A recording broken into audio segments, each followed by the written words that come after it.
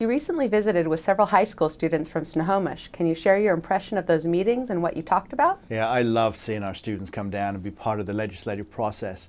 It's great because they get involved at the legislative level with local issues, and they always bring down some great ideas. And some of those ideas often turn into bills. Last year we had a 2-year car tab bill, which didn't make it all the way through, but it was a great idea. And this year there were equal numbers of great ideas they brought down. And it's also great just to be able to chat with them one-on-one and just talk through some of their aspirations and their school and what they're excited about as they're growing up. And anything I can do to help just encourage them, get involved in the political process, and be part of that representative government that makes this country great. There's been a lot of information in the news about the traffic congestion problems on I-405 because of the new express toll lanes. What's happening about this issue?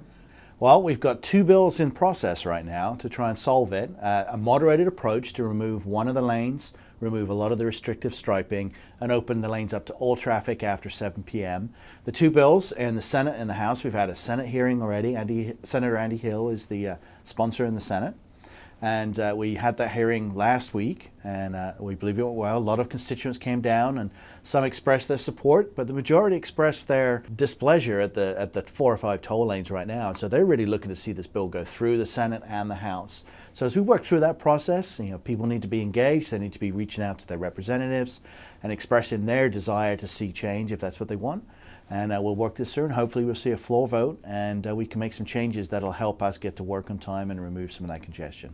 How did the citizen petition help you make the decision to sponsor this legislation? Well, we actually introduced the legislation, or had plans to do it, before the petition came out. That's really just added another element to this. 28,000 signatures was the last I heard were on that petition. That is a petition that's looking for a very similar thing of returning it to 2+ HOV and one of the lanes back to GP again, as it was taken from most of us as we went through this process. And so that just shows that people are really engaged in this process, and I applaud the citizens that got involved with that and are really pushing for what they believe is right and what I believe is right as well, which is that we've kind of taken this thing too far and we need to take a step back and just kind of assess the situation.